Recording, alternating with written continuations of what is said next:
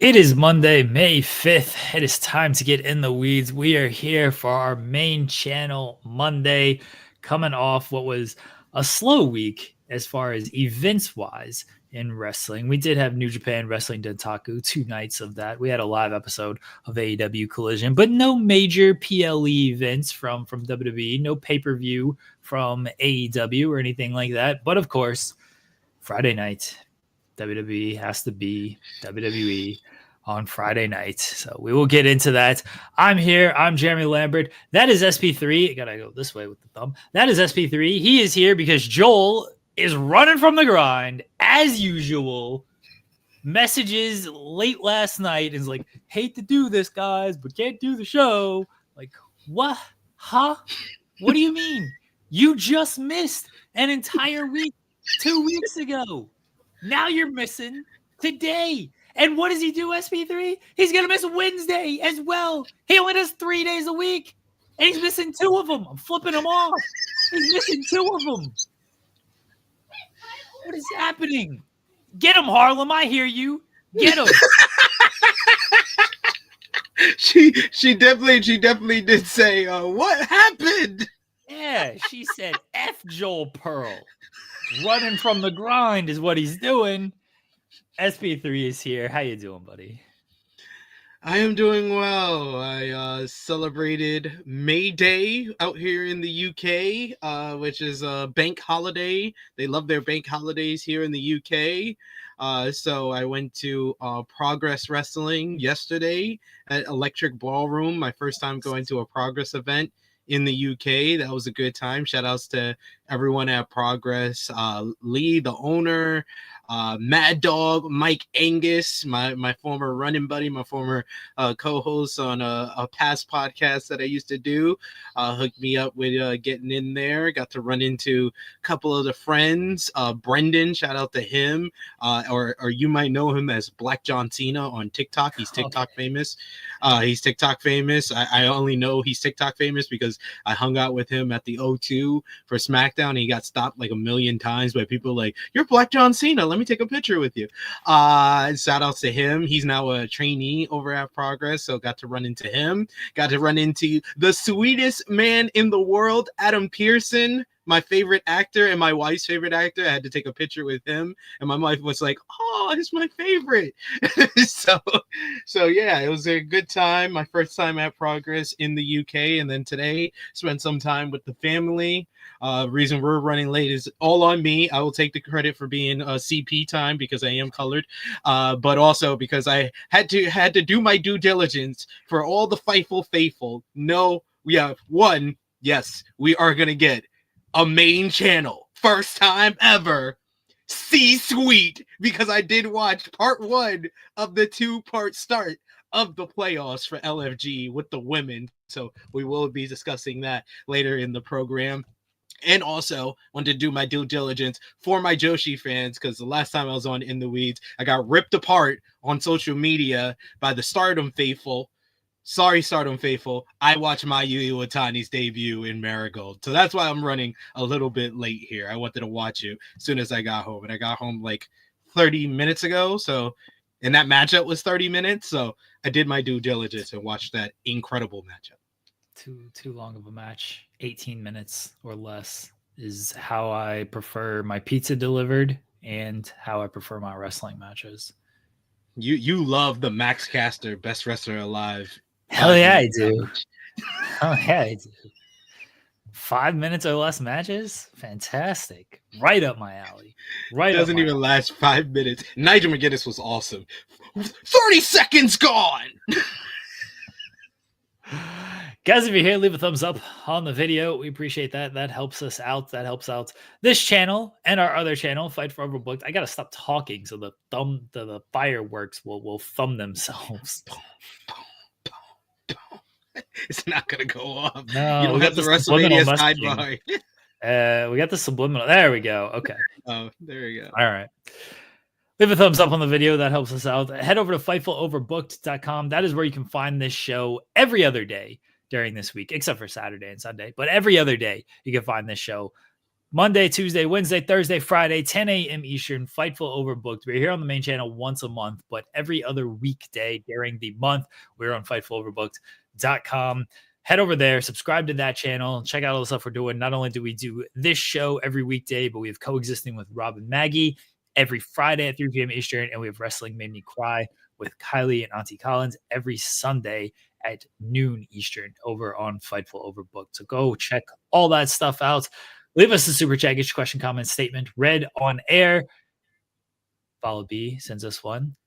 Vanilla Fumble is what we call when we hold our trainees chewing gum. SP3 knows what I mean. I assume that is a LFG reference. Xena Sterling, the meal ticket. Xena Sterling. I'm a fan. UK pride. I mean, Ukraine pride. Not UK pride. I would take pride because I'm officially from the UK now. But Ukraine pride. Shout outs to the Ukraine pride. The meal ticket, aka the oxymoron, aka Xena Sterling. I got to catch up on LFG. I'm so far behind on everything. Oh, I'll catch up on LFG. But SP3 is going to review LFG here at the end of the show.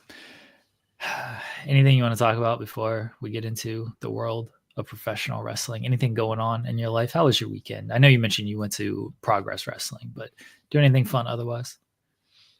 I mean, just well, the weekend is extended to today because, like I said, it's a bank holiday here in the UK. So got to take the kids out. We went to Weatherspoon, which I want to say, Weatherspoon, you need to improve your timing on lunch. My daughter specifically, she only eats lunch. She doesn't like the breakfast stuff. She doesn't eat eggs, and she was like, "Oh, what is this, pancakes?" We gave her pancakes. She I don't know what kid doesn't like pancakes. She just used all the fruit. They gave her like blueberries and strawberries with the pancakes. She ate all the strawberries.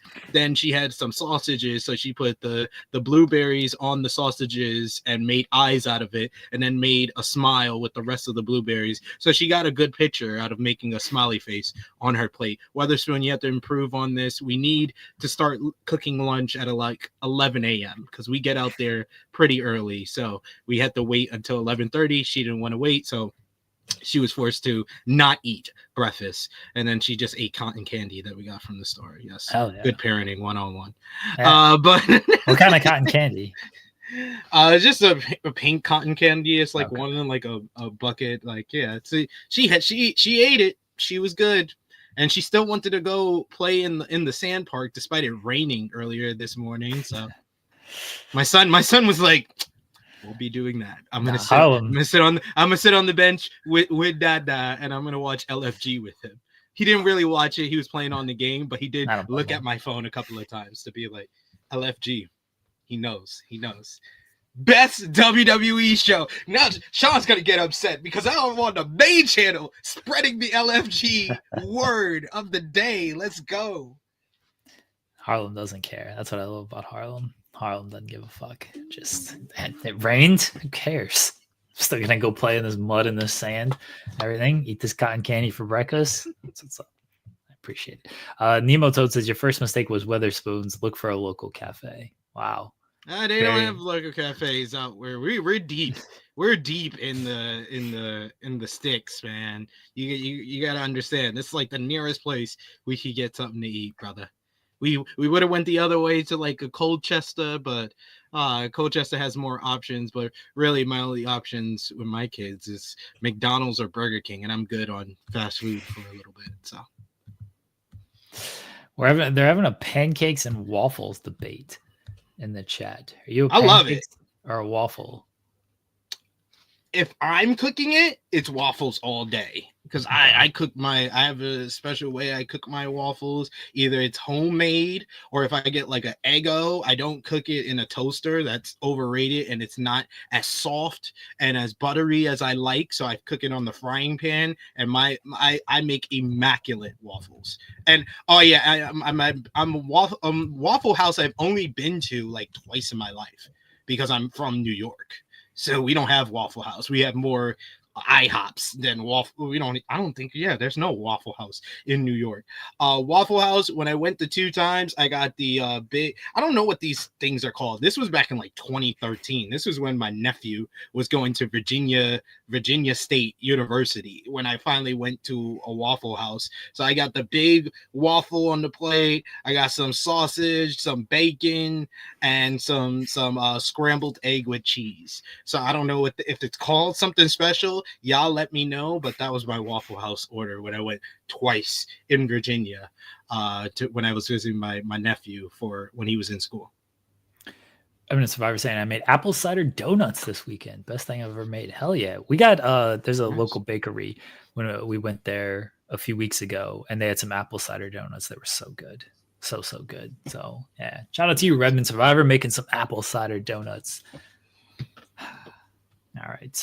All right. Let's get into professional wrestling. I don't care what Joel does about, let's wait 45 minutes to talk about the thumbnail. We're not doing that. Everybody. No. Joel's not here. Joel's running from the grind as usual. So we ain't waiting 45 minutes to talk about this stuff.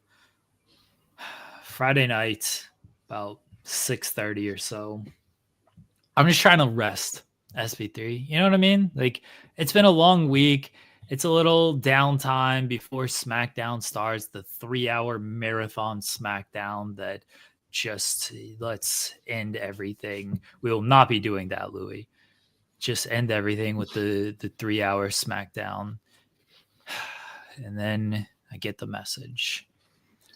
Releases. I'm like, oh, all right. Here we go. Releases. So WWE released a handful of talent on Friday night just ahead of SmackDown, which is apparently their new MO. This is when they're just doing their releases now. I feel like the last 3 sets of release rounds were all just before SmackDown on a Friday night. You know why they do this, right? Oh, it's so they do the releases and then SmackDown happens and everyone wants to pay attention to SmackDown and not the releases, and it's the weekend, and exactly they think that it will get lost in all the weekend news, but you do it on a weekend where if you're not like if you're not a fan of like Japanese pro wrestling or the UK wrestling scene, there wasn't a lot of news to talk. This is still the biggest news story of the weekend, so it didn't get lost in the news bustle. No, everyone knows the old. It's literally a. When it comes to the news cliche, Zeno Hour says Friday night news dump. You put things out there Friday past 5 o'clock, and that's when you hope, no one's going to see it Friday past 5 o'clock because nobody's going to work the next day, allegedly, and it's the weekend, so people just aren't going to pay attention to that kind of stuff. That was legitimate back in the day, but I don't think it's legitimate. Yeah, Will McLean saying it doesn't really work with the internet. It doesn't. Like it doesn't work with the internet, but that's their prerogative of how they're doing things. So it's partly that. I think it is partly just to do SmackDown's on, so people will forget about it by the time SmackDown is over. Let's go out and do SmackDown, and then people will be talking about that instead of all these releases that we made. So they released multiple talents, many of them from NXT. I'm going to go through the list here. We got Braun Strowman, Dakota Kai, Shayna Baszler, Katana Chance, Kaden Carter, Gigi Dolan, Cora Jade, Eddie Thorpe, Jakara Jackson, Riley Osborne, Gallus, Mark Coffey, Joe Coffey, Wolfgang, Oro Mensah, Javier Bardell were all released, and then Shotzi Blackheart's or Shotzi's contract is expiring and will not be renewed. So that was everyone. Danny Palmer was the other one. Apologies. Danny Palmer also released. That one came out on Saturday morning. So they released all of these female and male talents, many female talents. What are we doing? Just every single time these releases happen, what are we doing? They keep talking about these record profits and everything, and then but now they have to do budget cuts. people defending this is like, oh, it happens in every business. Like, okay, this doesn't mean it's right to do things like this, especially when you are bragging about record profits. Like, then don't brag about record profits. Lie and say you're losing money. You lie about everything else. Lie and say you're losing money to justify this kind of stuff. Because when you just keep bragging about biggest gate in history, 3 million people in attendance for WrestleMania, $800 million made for WrestleMania, and then you're just releasing people, it doesn't make your company look good. If you want their contracts to expire like Shotzi, I'm a little more forgiving of that. Do I think Shotzi has a spot on the roster and could have been utilized better? Yes, I do. But if you want her contract to expire and you didn't feel you had a spot for her and you were trying to put focus on somebody else, at least that's understandable. Not all contracts are renewed, right? Like, Yeah. we're sports fans. We see it all the time. It's like, all right, well, this player ain't we don't have a spot for him on this team. We're not going to resign this player. We want to give these minutes to a younger player instead of this person. Okay, it happens. When people get cut in sports, they got guaranteed contracts on that kind of stuff. They don't got guaranteed contracts in wrestling. And when people get cut in sports, there's 30 other teams that they can go to. There's one other company that's paying as well as WWE. Otherwise, you're fending for yourself out there. So do not give me the sports analogy of, oh, they make roster cuts all the time when it comes to this. Much different scenario. They got a thing called the collective bargaining agreement. They got a thing called a players union in real sports that they don't got in wrestling. So do not make that comparison, please. All these names, I'm not going to say any of them were surprising because I'm never surprised when they release people. The one that upsets me the most is Dakota Kai. And I tweeted about it of they had her doing media for WrestleMania, didn't have her featured at all during that weekend, and then released her a couple days later or a couple weeks later. And don't get, because when I tweeted this, you of course got the WWE defenders in my mentions of like, oh, she was doing work for the company and like because she was under contract to do that, and then released her. Like, what's the big deal? The people work until their last day, and then they might get fired or whatever. This ain't a real sport. This ain't a real business type thing. Maybe sometimes people get 2 weeks notice or whatever it might be. Here's my whole thing on this. She was not scheduled to do media. She was not on the initial list to do any type of media for WrestleMania. They changed the time from a 1 o'clock Eastern to 8:30 Eastern. I don't think those are the legit times. I think that was actually the Pacific times because 8:30 Eastern would be 5:30 Pacific time, which that would be very cruel. They changed the times from 1 o'clock local to 8:30 local. They sent out the list of people that were going to be part of the 1 o'clock sessions. And when they changed it, certain people on that list were not part of the 8:30 sessions. You know who was all of a sudden added to that list? Dakota Kai. Despite the fact that she was not on the shows that weekend. She was not on SmackDown. She was not on WrestleMania. She was not on Raw unless she just appeared backstage with Io Sky. She still did the media for them. Last minute, last week notice to do the media for them and then released a couple weeks later. I think that's a bullshit tactic. And I think that's a bullshit practice. But that's what WWE does. Yeah. I don't think anybody is surprised by this. This is what WWE does every year. They tend to do this after WrestleMania, and at this point, most fans refer to it as their spring cleaning session. No one is probably like out. I don't think a lot of people are outraged by this. Are they upset by some of these releases because you could have done more with them? Most definitely, but I don't think that surprise or I had people when I put out a simple tweet just being like, the fact that WWE touts all this record-breaking profits and record-breaking live gates to then do mass releases at the same time that there are all these reports about them signing top talent all around the world, whether it be a Mariah May from AEW or a Jeff Cobb from New Japan Pro Wrestling. It doesn't give me any type of like motivation to cheer or root for WWE.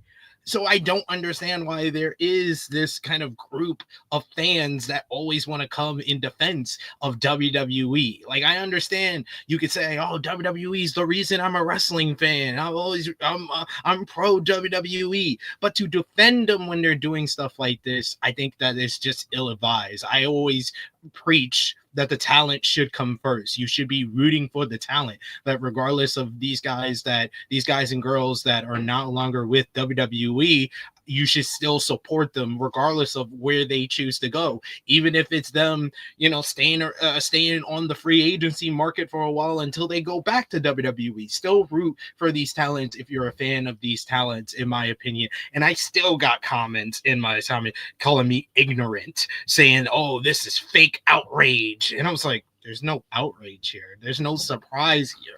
This is what WWE does, but it's very disgusting and so corporate based of just touting all these record-breaking profits. WWE's hotter. Have you been living under a rock? WWE's hotter than it's ever been. Then why do you, and it's the fact of the matter that a lot of these names that you just mentioned, your Braun Strowman specifically and your Dakota Kai specifically, these are people that they have been using throughout 2025. Dakota hasn't been on TV since like March, I believe. Yeah, March. But Braun was on the SmackDown before WrestleMania. Braun, you used him to elevate Jacob Fatu just a couple of weeks ago before Jacob Fatu won the United States Championship. You could say, "Oh, Braun is getting paid more than where they're kind of positioning him out." And I know Wrestling Observer had a report about the reasoning behind these main roster cuts and NXT cuts, but it's just like, dude, there's no comparison to this. Like when you see an NBA team cut somebody, it's not like it's the Lakers or the Knicks who are cutting all these people that they are just using on their team this year.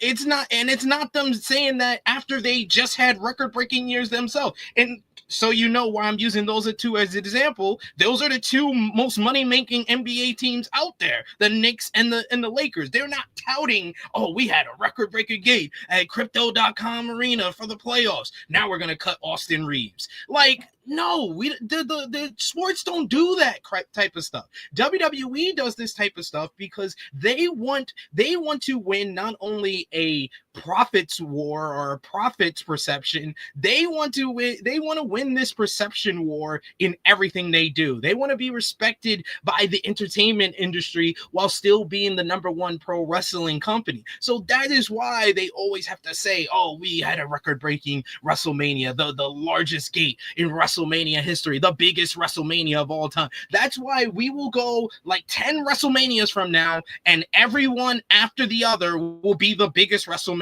ever. WrestleMania 40 was the biggest WrestleMania ever. This year's WrestleMania was the biggest WrestleMania ever, because that's what they do. They want to win this perception war, but then the perception is you're doing mass releases. That hurts your perception. So it's just like, it's one hand. It's like, it's basically kicking your dog in the face to spite your cat, or ripping your nose off to spite your face. Like, I don't understand it. I just don't understand why they do this type of stuff. Like, I understand why they're doing mass releases. Don't get me wrong on that. It's a cost-cutting method that most businesses always want to do. But when you are touting all this big numbers that you're doing and then doing the mass releases, it's overall perception-wise disgusting.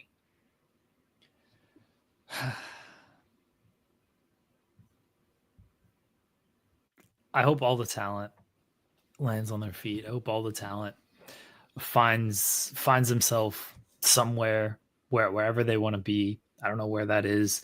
And there's only so many spots in AEW at this point. And as people have mentioned in the chat, AW hasn't signed a bunch of XWB people in a while. Like most of their free agent signings have been TNA people who have left. Like Speedball and Josh Alexander have been the two this year, and they came from TNA. They haven't signed a ton of XWB people. So, and then you look at the rest of the landscape. Like, all right, there's indies to work and everything, but you're only going to get so far working the indies, and you're only going to get so much when it comes to the indies.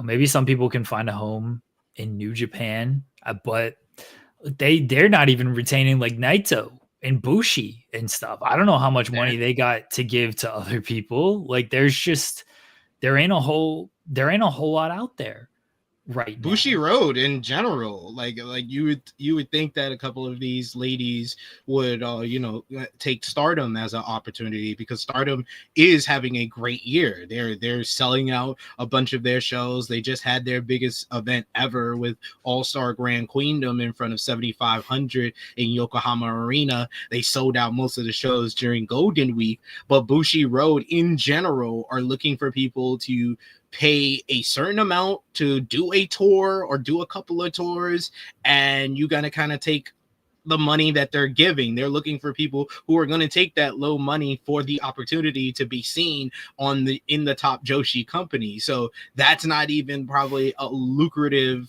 option for a lot of these ladies that have made their name in WWE. A lot, and like I agree with you with AEW. When I looked at the list, when it was 17 names, I can only see like 3-4 of them getting a good offer from AEW, and most of them are the women. I don't see AEW offering any of the men, and that's not to say anything against the men. Like there's people like O'Reilly Osborne, who I think is really talented and never got the chance to really get himself over, that really showed something in his spots in NXT and over in Evolve, but I don't know if he's going to get like a good offer to go to AEW, because AEW has given good offers to kind of the guys who are very talented and not gotten over in the WWE before, and it hasn't really worked out for a lot of them. So are they going to take that risk again? I don't know. And then there's people that they've talked to previously, like Dakota Kai. Dakota Kai, AEW was in talks with when the last time when she got released in 2022, and she, they had their talks. Nothing really came of it, and then she went right back to WWE when they came calling. So is AEW going to want to risk that again and make an offer or talk to her, be in talks with her again after she did that? Who knows? I don't know. And most of us believe that someone like that's young, like a Cora Jade, she would be someone that AEW would maybe want to talk to. But all signs point to Cora Jade being so young that she will 9 times out of 10 get another shot at WWE. So will AEW want to even talk to someone who has made it very known her dream is to be in WWE? Should they make the offer to someone like that after they just had the experiences that they had with someone like a Ricky Starks, someone like a Lucha Bros, who wanted to go over there, and Lucha Bros made it very known even when they were still under contract that they wanted to go to WWE? Are they going to do that? They just made a 2-year offer to Mariah May and made the most out of that, put her in one of the biggest and best storylines in AEW history, but her dream was always to go to WWE, and we see that a lot of people are thinking that she's going to go to WWE. So who are you gonna offer a deal to if you're AEW? I try to look at these releases from all types of perspective, from the WWE perspective, from the releases perspective, and from these other companies' perspectives. If you're someplace like an AEW, who's also in a perception war with WWE, are you going to want to sign someone that 9 times out of 10 are not going to view you as the opportunity that you're giving to them and more of a stepping stone to get back to WWE? I always also look at, like you mentioned, the kind of the talent perspective on these things. And when you've only known WWE, and a few of them on this list, like that is all they've really known. Maybe they did indies for a little while, but they really only know, like, Danny Palmer only knows WWE. Braun Strowman, for the most part, only knows WWE. I mean, when he got released the first time, he did the control your narrative thing and did a couple of indies, but otherwise, like, he didn't do a whole lot. When you've only known WWE, that can kind of, I don't want to say cloud your mindset, but it can be almost a culture shock of, oh, now I have to do things differently. And now I have to do the indies. And what does that look like? And sometimes it's not even so much of a culture shock. It's that WWE can, they say it themselves. They sometimes like to break you down to build you back up. And when you've only known that culture, you might not even want to pursue anything else. Or I'll take it. I'll take it the other direction of when you've only known WWE and all the amenities that they do afford you, because they do afford you a lot of good amenities. Like when it comes to the performance center and training, I know Gigi Dolan and Cora Jade had their tweets about training and getting their own gym because Cora says she was body shamed by coworkers and bosses and fans. But when you're afforded the amenities that the performance center and WWE affords you, and then you have to be on your own and you have to work in, oh, wait, I got to make this town. I got to make that town. I got to do my own travel. I got to book my own dates and stuff. I don't know about that. I don't really want to do that anymore. I mean, how many times have we seen SP3 when these releases happen? The people who only know WWE and who are no longer in WWE, they don't always just go to the indies and find a bunch of success. They might find success elsewhere. These are kind of maybe two extremer examples because I don't think anyone had super high, at least for one of them. But look at people like a Mandy Rose or a Lacey Evans or even Bray Wyatt when he was released. Mandy Rose was doing good work in NXT, and people were like, oh, Mandy Rose maybe she can go to AEW. Maybe she could go to TNA. Bray Wyatt, it's like, oh, what would Bray look like on this place or that place? It's like, well, they've only known the WWE way. And so going out and just wrestling in front of 200 people at TNA at the time, and some of this was pandemic, so it was, literally 0 people. But wrestling in front of these smaller crowds and everything, that doesn't seem super appealing to some people. It's like, I don't really want to do that because I'm used to this crowd of like thousands and everything. Now, some will boots to the ground. They'll work the independent scene. They'll make the most out of it, and they'll try to carve their way back to WWE, or they'll just carve their own way, period. But we got to keep in mind that not everyone is just going to continue to wrestle and might find success in wrestling because for one reason or another, whether it was the good stuff that WWE afforded them or the stuff that happened in WWE that they just no longer want to deal with when it comes to wrestling, they just might not want to pursue any of that. Yeah, if you only know one way of doing this business, you might want to just kind of you made your money, you've been good in the business, you made a relative name for yourself, you might want to wait for the next opportunity. Like you said, Braun Strowman, the last time that he got released, he did like control your narrative because he was close with EC3. He had a one-off appearance for Ring of Honor, but he eventually 18 months after his release, he went back to WWE because that's the place that he made a name for himself. That's the one way that he's known how to do this business. And then on the other end of the spectrum, you see someone like Bishop Dyer, aka Baron Corbin, who's kind of tried to reinvent himself while working in places like MLW and Maple Leaf Pro and GCW, and he's kind of making his new way, reinventing himself, if you will. And that's a kind of a motto and a kind of a mantra that Matt Cardona has really created created when these releases really started becoming more frequent was back in the pandemic, like you said, in 2020. And Matt Cardona is like one of like the big success stories of the releases in the past 5 years, who's gone out on the independent scene and made a name for himself and done interviews where he said he's made more money on the independent scene than he ever did in WWE. But Matt Cardona is more of the exception to the rule. He's not really the rule. I said this last time they did these releases. WWE loves doing the pull a Drew McIntyre, get released and reinvent yourself and then come back and you be stronger and everything. Drew McIntyre is the exception, not the rule. The reason they use Drew as an example is because, yes, Boris is saying it, run back, you go pull a Drew point. Yes. The reason they use Drew McIntyre as an example is because he's the only example that they can name. The reason people use Matt Cardona as an example is because Matt Cardona is the only example that they can name. And Matt Cardona is doing well for himself. Like he's doing well for himself on the independent scene. But how often have we heard Matt Cardona say, I want to get back to WWE. I've done everything I can do on the indies. Let me get back to WWE. And he's still not back in WWE. Yeah.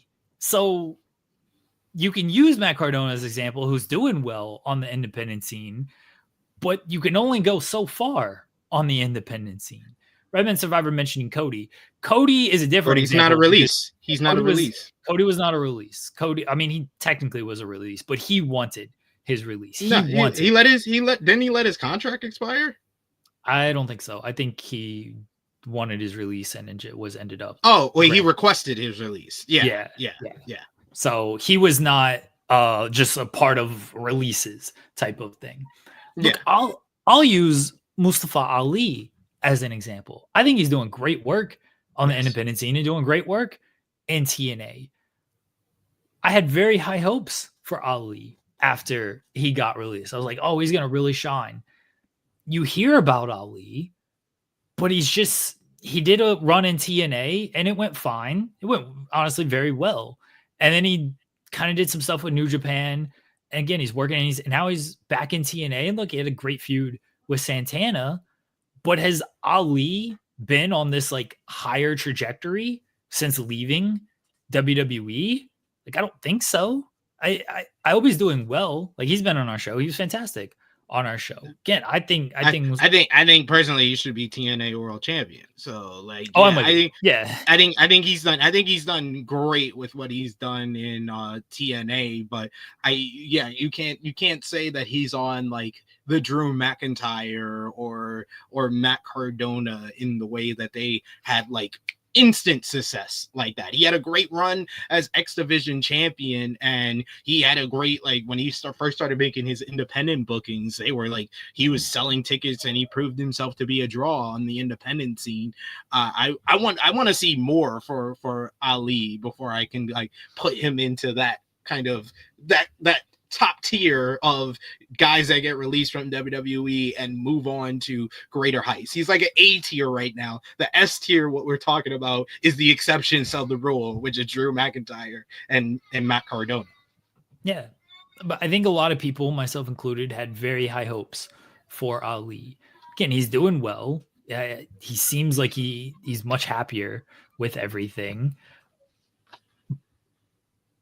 But he is still in, like, right now he's in TNA. And TNA is like fine, but there's obviously, TNA's at where they're at in the pecking order. And he is not at the top of TNA, where I agree with you. He should be. He should be in that world title picture instead of people they have in the world title picture. Yeah. So but Ali is a guy who did work indies and everything beforehand. Ali is a guy who had a well laid out plan when he left WWE. The world tour thing was well laid out, and he did that, and then he got the Ali Hogan stuff, which was very funny when he was doing that. And he's had success, but he's only gotten so far outside of that. And that's how it's going to be for a lot of people. And I don't know, again, the goals and the aspirations of a lot of people when it comes to this. Tony Storm was another one that requested. Yeah, she left. She basically yeah. left. Yeah. Yeah. She was supposed to do a house show. She was scheduled for a matchup with Charlotte Flair on a SmackDown and said, "You know what? I'm good." You guys Daniel are naming contract expire. Yeah, John Moxley contract expired. He decided he wasn't re-signing. You guys are naming people who, yes, they found success and they've done a good job. Yeah. These are not people who were released out of nowhere. FTR, again, requested release. Like, if we're gonna use examples, everybody, let's use correct examples on this stuff. You know who does it the best is the fucking Good Brothers, who no matter what happened to them, they're gonna land on their feet somewhere. And we're gonna see them this Friday in Ontario, California, next to Matthew and Nicholas, probably back in New Japan. Swerve is a very good example. Yes, Swerve was part of the releases. Oh, sorry, Lab Glass. I didn't realize you'd asked a question in the chat.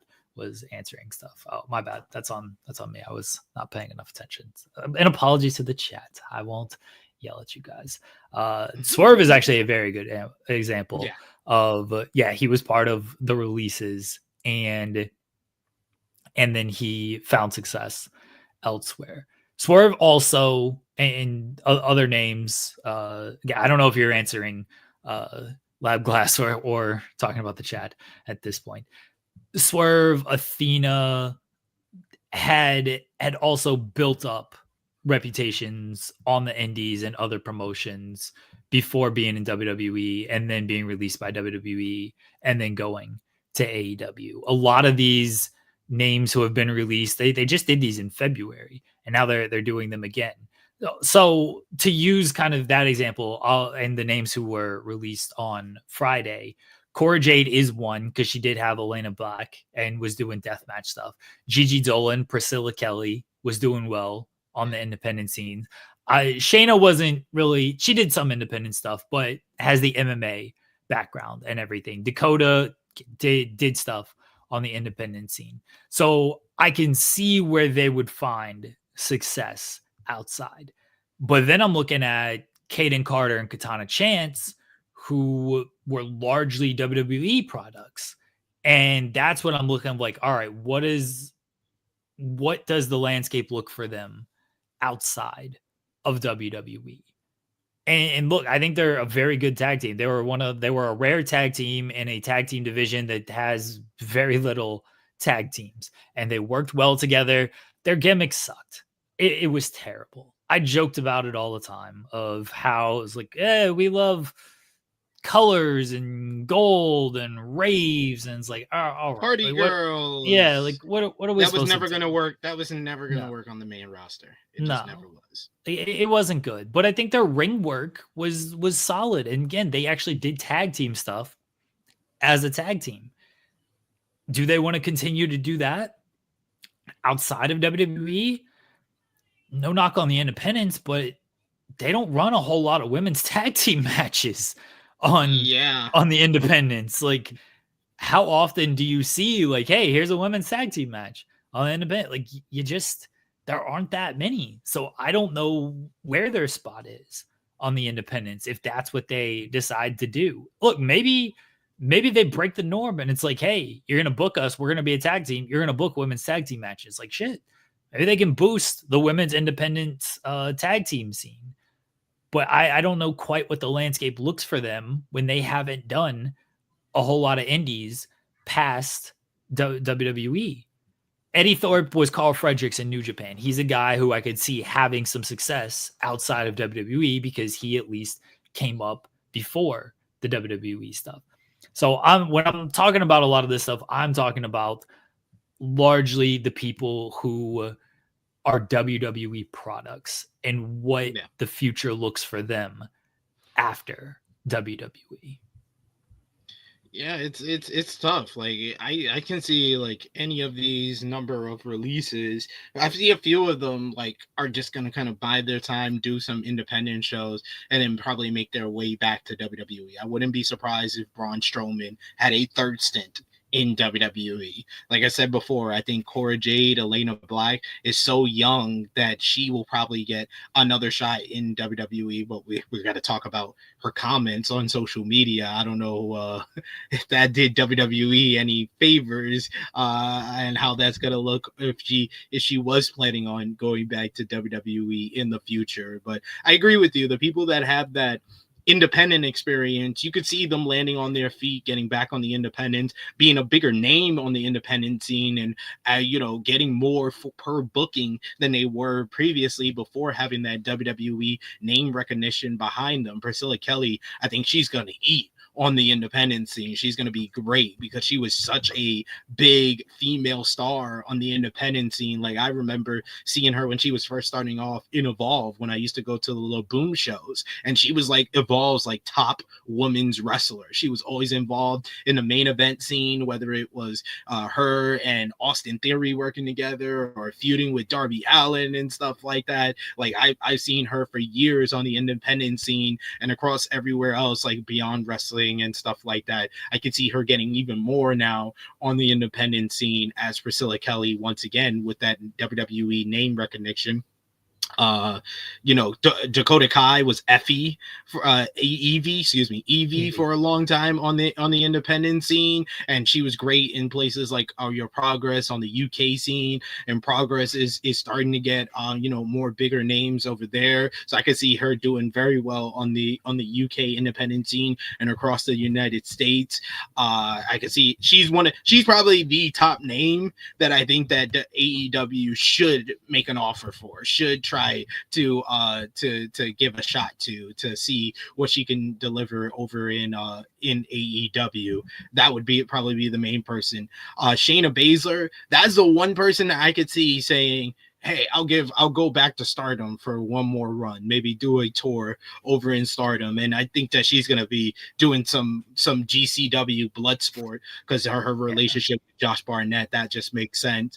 I think that was the one that the report said that was like the most surprising out of all of them, because she was doing a lot of work working with the NXT talent and stuff like that. But she was one that they just never made her as big as she was in NXT on the main roster. They really missed the ball when they didn't put her over Becky Lynch back at WrestleMania 36, and they never picked that ball up ever again. It felt like they never gave her another opportunity to run with the ball and give her a real big shot, other than when she first got called up to the main roster in early 2020, and then she lost to Becky Lynch, who then a month later was gone because she had her pregnancy. So that's one that it's never made sense to me. And 5 years later, she feels like one of the bigger missed opportunities out of everybody on this list. Her and Dakota Kai are probably the big ones as far as the main roster talent on this list that just feel like big missed opportunities.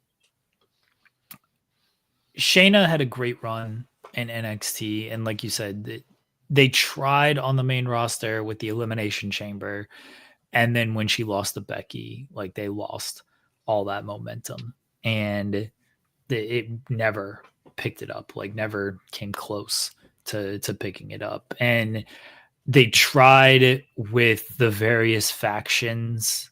The PFC was dead on arrival with that name, and then Sonya contract wasn't renewed, and now Shayna is gone. So Zoe Stark will not be benched. They don't bench people, but I don't know what the future holds for Zoe Stark. And I think Zoe's pretty talented, and I think there's potentially something there with her, but we're not going to know because she's not going to wrestle. It's just like, that's the frustrating part. Like, because you have the WWE fan, like, oh, you guys complain when they bench people, and now you're complaining when they release people, because the people they release are not even the same people that they bench all the time. There's still a bunch of people that are on the bench that are still with the company. So it's not like they are doing all this goodness to all these great wrestlers. We don't want to bench people, so we're gonna let them go and be free so they can get more opportunities. That's what these morons freaking sound like. These morons are like, they don't want to bench people, so they let them go. Why are you guys complaining? Why are you guys upset? No, because it's not the same people. Apollo Crews is still on the bench. Omos came back from Japan when he was having a great run in Japan as GHC tag team champion, and he's still riding the bench for now 2-3 months since he's been back. What's it? Everybody on the YS6, just because Uncle Howdy got hurt, you can't use anyone in the YS6. No, we can't do it. We can't do it. We can't use anyone on the YS6 unless they have their leader here. Not even the person who was going to be the leader, Alexa Bliss. She has to be on the bench, even though she got one of the biggest reactions at the Royal Rumble, sold out all of her merch. She's still on the bench. That's the upsetting part, is that there actually are fans out there that want to defend WWE on this nonsense. And I know, and I said Apollo Crews first, but I know that he is hurt right now. But guys, let's stop using that as an excuse. He was not being used when he was healthy. Let's stop that. That's nonsense. Don't even say How that as dare a response. you? He was defeating Giovanni Vinci in 30 seconds. He was teaming with... And that got dropped. That got dropped after like 2 weeks, and then Giovanni Vinci got released. Hikuleo. Oh, don't get me... Hikuleo. I feel responsible. I'm sorry, Hikuleo. Because I said my whole thing when he got signed last year. I was like, sometimes when I interview people, they get the big money contracts. But when I interview people when they get the big money contract, I expect to see them within a year. This man he's been collecting dust over in the PC. He hasn't been used yet. And then there will probably be a report. Oh, he was injured too. He was hurt too. It's like, yeah, okay. So this is very, very suspicious that everybody that you're not using, oh, they're miraculously hurt. And then you got people like Dakota Kai when she's not used saying, oh, I wasn't hurt, I'm just not being used. And then she gets let go. So they don't bench people, though. They do not bench people at all. Modern Evolve saying, surprised WWE doesn't give TNA first dibs on free agents. I mean, I don't want to say like in a way they do, but I mean, TNA for a lot of these people is going to be the best option simply because AEW only has so much when it comes to spots on the roster. I mean, we talked about that just when you're talking about signing like Speedball or Josh Alexander, and they've done very good as far as their utilization has gone. But using them means, okay, well, now who's off television? Because you got to use them in certain spots. If you sign somebody like a Dakota Kai or Shayna Baszler, it's like, all right, well, now who's off television in using them? And that's questions for them. But right now their roster is strong and they're doing a good job of shuffling guys and girls like in and out and everything. But there's also like, okay, you signed Deonna Purrazzo and you were doing something with her, and now she's just regulated to ROH pure women's division, which is then not used at all. Yeah, like, all right, that's what you have for her. So even again, they only have so many spots to use when it comes to this stuff. Whereas at least with TNA, there's more spots available because some of these people that they're using maybe should not be in the spots that they are in. Like, and that's not to say like they should be off television. But look, if your best challenger for Masha Slamovich right now is Alicia Fox, your division has some trouble. And you could utilize some of these women that have just been released. They just signed Indy Hartwell. We'll see if they decide to pick up some of these other women who have been released.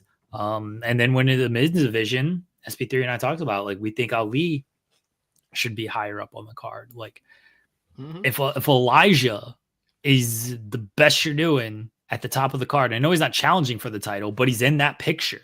If Frankie Kazarian, who just did challenge for the title, is top of the card guy, feels like you can utilize some other people. Feels like you can get some other people up in that spot. And honestly, the whataboutism is just it's just a different language, but the same language as tribalism. For all the, I saw someone in the chat be like, what about AEW benching people? AEW didn't have Nick Khan come out and say he doesn't bench people. That's one. Two, I complain about AEW benching people all the time. Yes, I don't know where Private Party is unless I watch House of Glory when they show up over there. Yes, they should be using Private Party more. Yes, they should be using if he's healthy, a Keith Lee more. They should be using a Wardlow if he's healthy. They should be using him more. Deonna Purrazzo, I was on social media and got a whole bunch of people coming at me when I said Deonna Purrazzo legitimately, before she was signed to AEW, was considered one of the best technical wrestlers in all of pro wrestling. Like, out there, regardless of gender, especially when it comes to female technical wrestlers, she was up there. And I had a whole bunch of, oh yeah, she was the next Billy Robinson. Oh yeah. What? All y'all are ridiculous. Like, y'all need to stop this nonsense. I'm gonna be upset with any company that benches talent. These talents should be used. If you signed them to contracts, you should figure out a way to use them. And especially if you're in AEW, I asked this question when I was going to AEW shows in 2023. How about you use Ring of Honor like a developmental?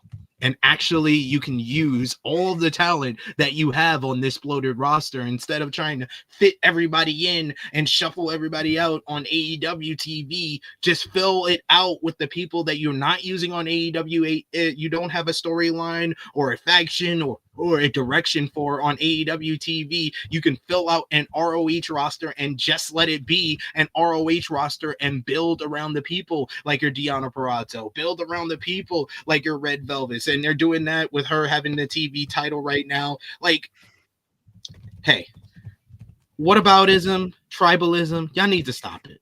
If it's wrong for AEW, if it's wrong for WWE to bench people, it's wrong for AEW to bench people. No one is saying that it ain't equal on both ends.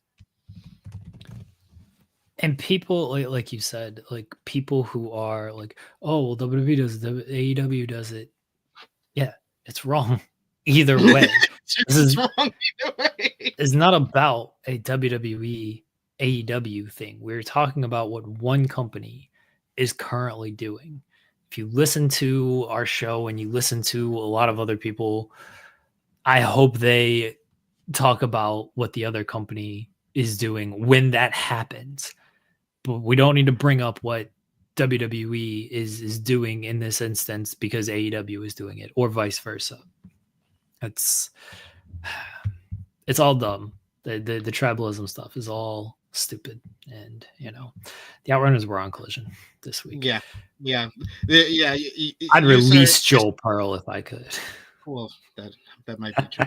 The person who's keep trying to do this with AEW just because they were obviously a WWE fan, you're not watching because you literally are naming people that were on TV like this week. He said Big Bill and Brian Keith are been off and on since Jericho left. It's been like 3 weeks since Jericho left. They've been on TV at least once every single week, pretty much. Yeah, they had a parking lot brawl this past week. What are you even talking about? Yeah. Yes, please. I was gonna say it, but Henry, you said it for me. Please, like. I barely paid attention to Collision. I even saw that stuff. That was going on. Like you're naming people that were on TV 2 days ago. Shut up. Or shut up. If you really want to complain, watch the product and then complain about who's not being used. I agree with you that ROH. Read Jeremy's report. That's it. That's an easy cheat. Read Jeremy's report and results if you don't want to watch it. How about that? They should be utilizing ROH more like an NXT. And I'm not saying do all the wackiness that NXT does that pops me, but they should be utilizing it of let's actually have cohesive stories and building. And I'm like NXT stories aren't always like fully cohesive, but at least they're putting thought and effort into a lot of this stuff. Let's actually like build people up when it comes to ROH and build stuff around the division. And Bandito won the title and ain't really on the show. You know, Athena, they sometimes build stories with her and then they go away from it. They tried building up Billy Starks and it looked like she was going to have her moment. And then she didn't. They had a great pay-per-view on Friday, though. I don't know if anybody watched ROH Death Before Dishonor, but it was a fantastic show. Yeah, like I've been complaining about Ring of Honor longer than people even knew Ring of Honor existed. But especially since and I've gone on record, and I'll say it here. I don't think I've said it on this channel yet. I feel like AEW and the booking of Tony Khan has suffered since the day he announced that he bought Ring of Honor. I feel like he is stretched too thin because he has to deal with Ring of Honor. He has to deal with AEW Dynamite and the pay-per-views. Then they got Collision. He basically made Rampage a redheaded stepchild until they put it behind back and shot it in the head last year. And now he's doing better with Dynamite and Collision, but now he's basically leaving Ring of Honor as Ring of Honor.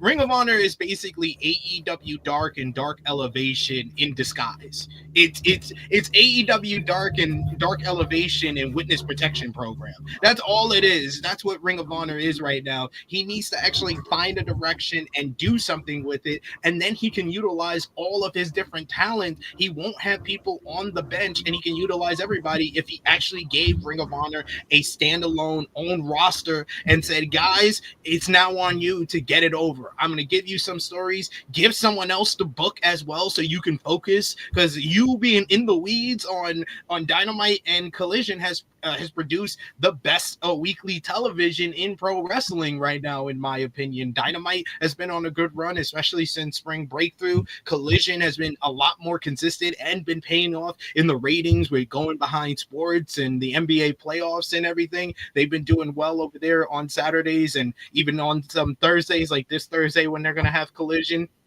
But Ring of Honor has been the redheaded stepchild, especially in 2025. I feel like the turning point for Ring of Honor, where he's just stopped caring at all, is when he had Athena beat Billy Starks at Final Battle this last year. And I was in the building, and I'm still confused on why Billy Starks did not win the Ring of Honor Women's World Championship. And I'm going to be especially confused if it's not Athena versus Mercedes Moné at All In for the Ring of Honor Women's World Title and TBS Championship. Because then you did that for absolutely no reason at all. But let's stop getting away from the actual point here, is that one company said they don't bench people and still have people ratting the pine, and then they released a whole bunch of people that were in the Intercontinental title tournament. You just created mid-card women's championships and then you released 9 women. What are we doing? Some of them were like the Gigi Dolan one, the Cora Jade, Jakar Jackson. Like they've been featured on television. Like they all competed at Stand and Deliver, all in the same match. On top of that, like they were all just on television. They did the Meta-4 split, and apparently it was a Meta-4 them getting released because that's what happened to them after they split. Oro Mensa was part of the releases as well. Like, I'll never understand it. I'll never understand it. And the people who are on television and you're clearly utilizing, and then you're just going to release them. I don't get it. I don't know if Shawn Michaels knew or didn't know Henry. I have no idea. I would like to think that he didn't, and this metaphor thing was always just kind of planned because Noam Dar came back. They were kind of doing stuff on their own anyway. Like Oro was doing stuff in Evolve. Jakara and Lash were teaming, but they weren't really aligned with Oro in NXT. Like they were just kind of doing their own thing. And then Noam came back, and like he came back and he won the Heritage Cup, which is about the only way they know how to use Noam Dar. And who knows where it would have gone from there. But I think I could be completely wrong. I truly have no idea. It felt like that was a thing they were going to do anyway. And they were just going to have them go their separate ways because they thought that maybe they had nothing left to do with Metaphor. And maybe they could bring them back at some point. But for now, it was probably just best if they went their separate ways. And then, of course, now in hindsight, it might look like, oh, maybe they did know. Yeah, if you believe Shawn Michaels, which I think Shawn is the absolute best when it comes to the media speak, compared to Triple H and Nick Khan, because Shawn just gives you an answer and he feels very truthful when he gives you the answer, and he doesn't say anything totally stupid and makes it feel like he's talking down to you when he gives you the answer. But when Shawn has always talked about the releases, he makes it sound like he's caught off guard by everything. So Shawn feels like he knows when everybody else knows this kind of stuff. He's like, oh, I didn't know what happened. They just told me. I was like, oh shit.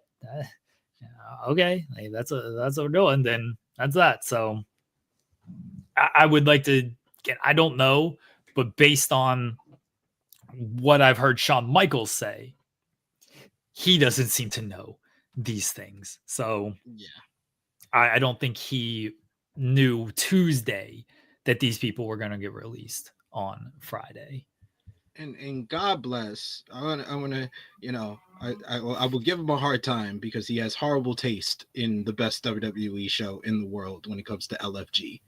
But Shawn, thank you so much for saying what you said on your live stream, because I don't understand why that some fans can blame TKO. They can blame Nick Khan.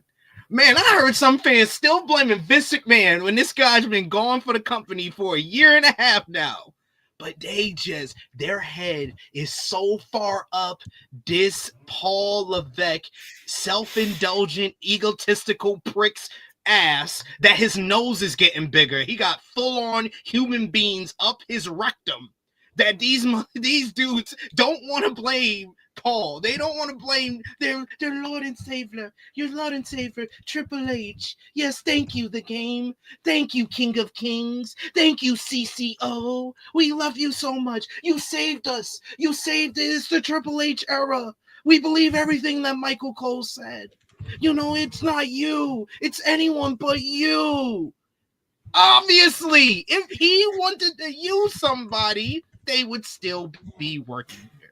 Let's stop trying to blame anyone but the most obvious person. I think everybody is to blame. I think the TKO business practice is to blame. I think Nick Khan as the president is to blame. And yes, I don't think Triple H, you know what the issue of this is it does go back to Vince though. Because when people got released, their talking points, so many of them were just like, "Oh, Vince didn't know.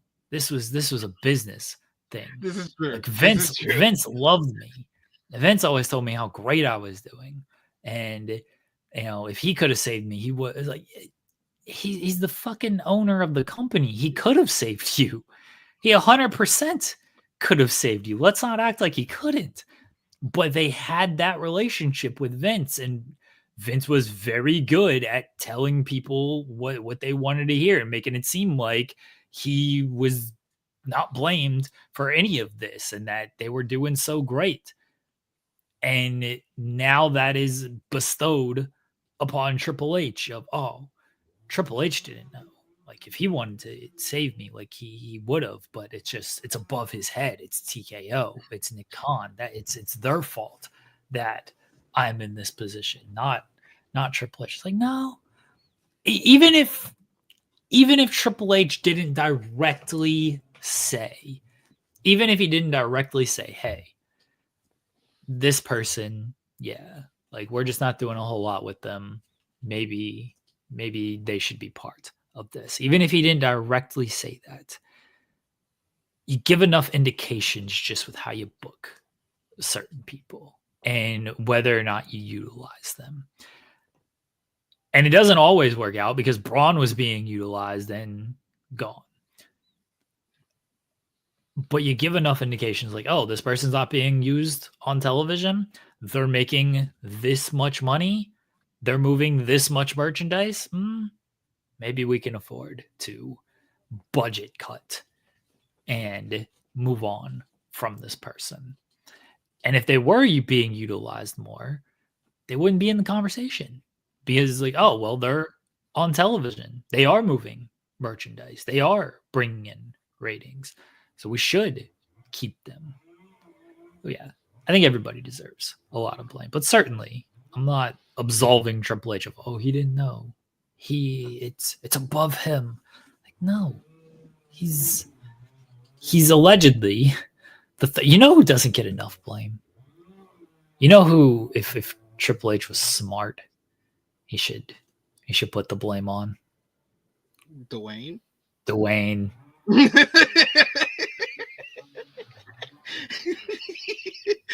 You see, deflect. This is where I'm gonna have to put my my Dwayne cap on and be like, I think I have it on good authority that Dwayne probably had no idea what the hell's going on. He knows all the finishes, SP3. He knows all the finishes. We can blame Dwayne. We can blame Dwayne. I'm fine with that. He should be calling in and be like, "You got to change this finish, brother." What do you mean she's got? Shayna Baszler should be going over. He looked at the names of releases. He's like, I don't know any of these people except for Braun Strowman. Yeah, they're all in NXT. He couldn't name a single NXT person during his appearance. He's like, all the great NXT superstars in the back, they could be headlining WrestleMania. All the great superstars like Ava. He looked at the names of the releases. He was like, I don't see nobody Samoan. All right. He's like, all right. I'm not. That's all I need to see. I sign off. I agree. We're gonna learn that The Rock was like a huge Oro Mensa hater or something. This Oro Mensa guy. What is he doing? He was in a feud with Ethan Page. No, what was that all about? He's like, my guy. I gave him the sample. I gave him the endorsement. Nah. Oh, he's gonna be upset, Russell Combs. He's gonna be like Dakota Samoan, just part Samoan. Nah, we gotta get her back. It's like immediately, bring her back. She's gonna be with me. Eddie Thorpe, hold on. Eddie Thorpe put his hands on Ava. What happened here? Absolutely not. Then he's told like he also put his hand on Shawn Michaels. Like, oh, okay, all right. Why'd we release him then? Why'd we release Eddie Thorpe? He's like, oh, bring her back. We're getting Dakota. We're getting Eddie Thorpe. Oh, they're a couple too. Oh, perfect. Yeah, we'll sign them right back. Triple H should deflect and put the blame on Dwayne.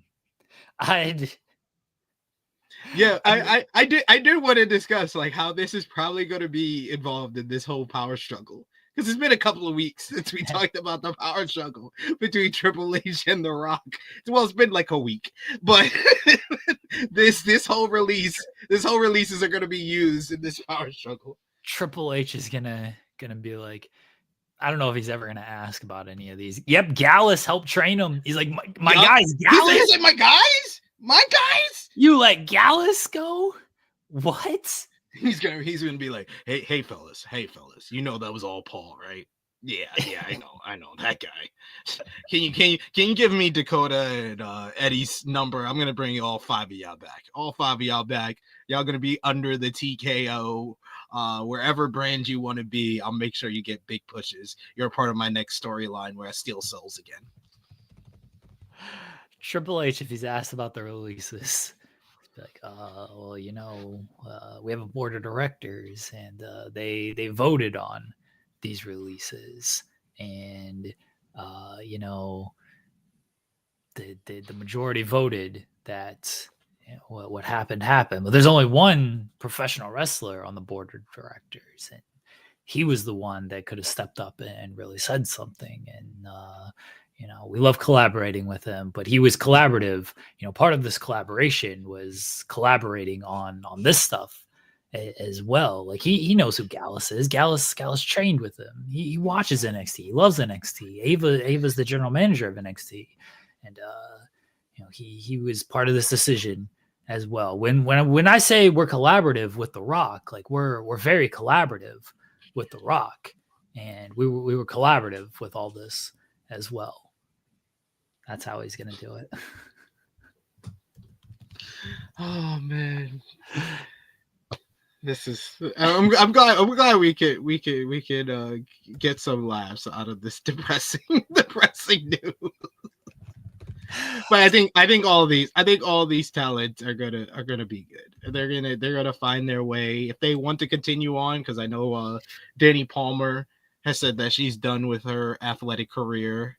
So she says that she's basically going to be retiring. But I think the other 16 names here are going to find a place to be in the wrestling world, whether it be on the indies, whether it be in Japan, whether it be in your AEWs, your TNAs, your any of the pro. MLW is another great role. I recently talked to Donovan Dijak for Sports Illustrated, and he's very, very enthusiastic about his role in MLW. And they just had Bishop Dyer over there, so that's been a place that a couple of these WWE releases have found a new home in as well. So I think that a lot of these releases are going to find their way whenever their 90-day or 30-day non-compete clause is over. But I am waiting now. After this whole conversation, I'm waiting for who's going to be first, either Paul or Dwayne, to use this in this whole entire power struggle and point the blame at each other. I'd like to say I hope they don't do that, but I don't put anything past these two. I at this point. Yeah, I did hear that news. So let's all right. Let's put some of this to bed. So there was a list going around. Let me pull everything up here because I want to make sure I'm properly sourcing everything on this. But it was. I know he works for Super Lucha. Okay, I just don't remember his name. But... So the list going around is from. Hold on. Apologies, everybody. My internet, and then I'm getting other messages. Is from Ernesto Ocampo, and he works for Super Lucha, and he just says the luchadors confirmed from AAA who signed a contract with WWE are Alberto Del Rio, son of Dr. Wagner, Vikingo, La Parca, La Hydra, Lady Flamer, Lady Maravilla, and Nino Hamburguesa. Apologies if I butchered any of those names. Obviously, the name people are looking at most here is Alberto Del Rio. Lucha Blog put out kind of a clarification statement on this and just says, to my knowledge, WWE did not give Alberto a contract. AAA signed Alberto to a contract when they decided to build the promotion around him for the last year, and WWE will assume that contract when they take over the company. I don't think decisions have been made past that. And then he says, Ernesto knows a lot. I don't know, but but there are people on that list I was previously specifically told did not have a contract, and there are people who I'm fairly certain are signed who are not on that list. It's also a deal that's 3 weeks old, a lot being figured out. Ernesto actually replied to that and says the AAA contracts are a joke. Any lawyer could invalidate them. WWE is offering contracts backed by TKO and included many clauses that AAAs don't account for. Their idea is to sign only around 10 to 12 wrestlers from AAA's current roster. Obviously, this doesn't mean all of them will wrestle in the US shows. It would be difficult for La Hydra to appear at the same event as Stephanie Vaquer. So that is the update on everything. What it means, I'm not entirely sure, honestly. Like, I don't know if that means, based on what Ernesto's saying, it sounds like these are TKO WWE contracts. That doesn't mean they're going to appear on WWE shows. Obviously, WWE owns the company, so they're going to have contractual talent in AAA. What that means beyond that, I'm not sure.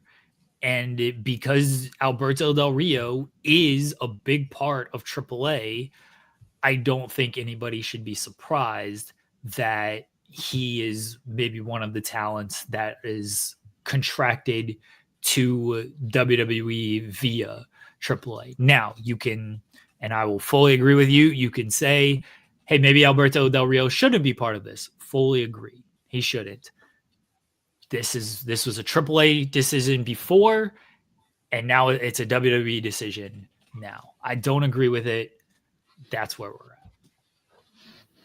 Yeah, I mean, I think for most people it was a shock. I think the people that are kind of surprised by this and shocked by this are people that were like, oh, yeah, he's with AAA, but there's no way he's coming back to or going to be signed with WWE. But he is the AAA mega champion. Like, this is why I said when this announcement was made, I was like, this ain't the flex that y'all think it is. For the people that were like, oh my God, WWE's got AAA, one of the biggest Mexican promotions out there. Yeah, they're one of the biggest Mexican promotions out there. They're also one of the most poorly received promotions in the world. So, and a lot of that is down to some of the talent that they on there, for all the praise, and deservingly so, for your El Del Vikingos. And they just recently got El Del Dr. Ragnar Jr., who was a top star in Japan for Noah and has been great. He's been great for years. So they just got him back recently. So that was a big thing. The new La Parka, I've heard great things about, but that's it. That's really it. They have a good women's talent as well, but they're not the best creative. They've been on, like a bunch of people saying in the chat, they've been on the decline for a while, and CMLL is quite obviously the number one Mexican promotion out there. AAA has been a very big number two, but over the last couple of years, they've been pretty much like WCW post 1999. If you know, you know. Yeah.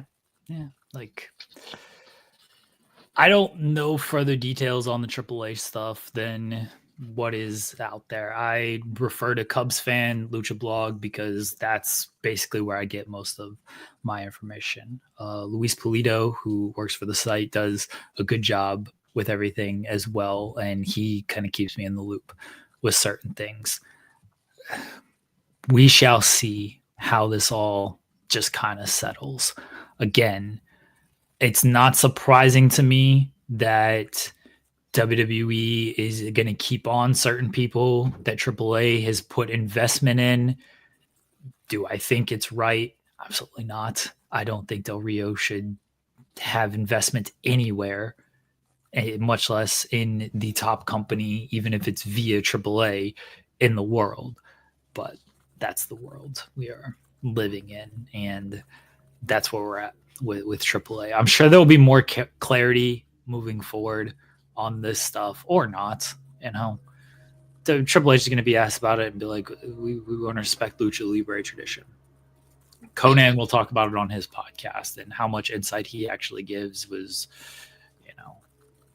who knows when it comes to him. So that is the update.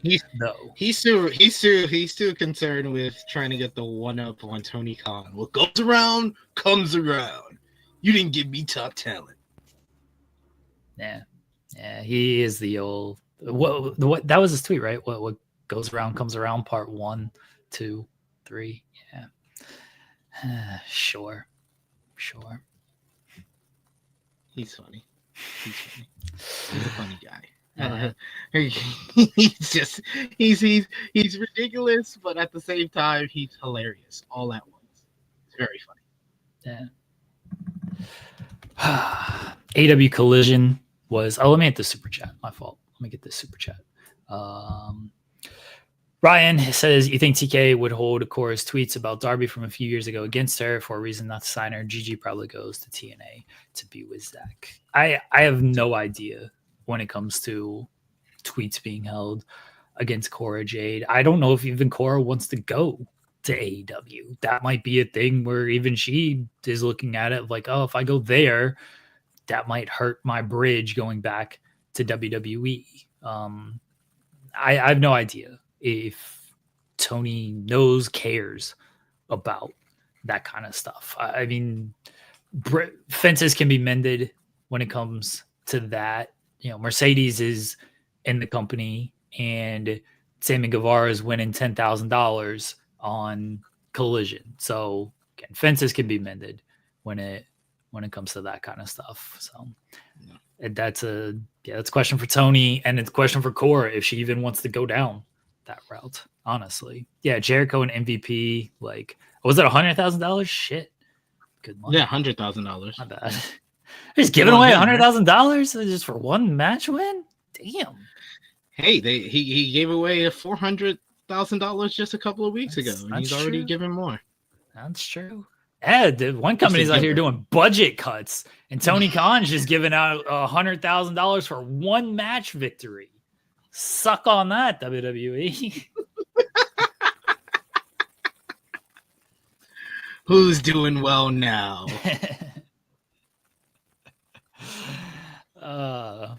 But going back to Cora and all that, I have no idea. And Gigi ending up in TNA would make a lot of sense. She's already worked there as part of the partnership, so it would make a lot of sense for her to end up there. That Knockouts division needs some help, and she would be a good addition to the Knockouts division. I mentioned it, AEW Collision. We mentioned the $100,000. I thought it was $10,000. Again, good on Tony. Was feeling good after the draft or something. He's like, shit, let's throw out as much money as we can. The $100,000 match, there was 2 out of 3 falls with FTR and the Paragon. I assume they're just going to do a Iron tag team match next because they have to continue to just up things when it comes to them. The big story, though, Redmond Survivor mentions it, is Tony Storm cuts another top tier A+ promo, and I don't know why the whole company is not built around Tony Storm. John Moxley gets 2 promo segments. 2 promo segments for John Moxley. Oh, what? He didn't say anything that he didn't say in the first one, in the one in the ring. I was like, why are we doing this?